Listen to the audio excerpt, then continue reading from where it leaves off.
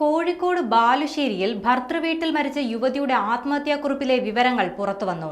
ജീവിതം മടുത്തുവെന്നാണ് മരിച്ച ജിസ്ന ആത്മഹത്യാക്കുറിപ്പിൽ പറയുന്നത്. ജീവിക്കാൻ ആഗ്രഹമുണ്ട്, പക്ഷേ മനസമാധാനമില്ല എന്നും ആത്മഹത്യാക്കുറിപ്പിൽ ജിസ്ന വ്യക്തമാക്കിയിട്ടുണ്ട്. അതേസമയം ജിസ്നയുടെ മരണത്തിന് പിന്നാലെ കേസിൽ പോലീസ് അന്വേഷണം ആരംഭിച്ചു. ജിസ്നയുടെ കുടുംബത്തിന്റെ പരാതിയിൽ ഫോറൻസിക് സംഘം ഇന്ന് പരിശോധന നടത്തും. മകളെ കൊലപ്പെടുത്തിയതാണെന്നും കുഞ്ഞിനെ വിട്ടു നൽകണമെന്നും ജിസ്നയുടെ കുടുംബം മാധ്യമങ്ങളോട് പറഞ്ഞു.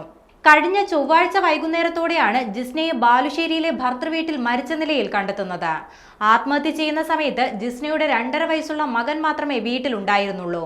ഭർതൃപിതാവ് ജോലി കഴിഞ്ഞ് തിരികെ എത്തിയപ്പോഴാണ് ജിസ്നയെ മരിച്ച നിലയിൽ കണ്ടെത്തുന്നത്. പിന്നാലെ മകളുടെ മരണത്തിൽ ആരോപണവുമായി ജിസ്നയുടെ കുടുംബവും രംഗത്തെത്തിയിരുന്നു. ഇപ്പോൾ ഭർതൃവീട്ടുകാർക്കെതിരെ ആരോപണം ഒന്നുകൂടി കടുപ്പിക്കുകയാണ് കുടുംബം. ജിസ്നയുടെ 2.5 വയസ്സുള്ള മകനെ തിരികെ വേണമെന്നും കുടുംബം ആവശ്യപ്പെടുന്നുണ്ട്. ജിസ്നയുടെ മരണവുമായി ബന്ധപ്പെട്ട് SC/ST കമ്മീഷനും പരാതി നൽകും. നിലവിൽ ബാലുശ്ശേരി പോലീസ് അന്വേഷണം ആരംഭിച്ചിട്ടുണ്ട്.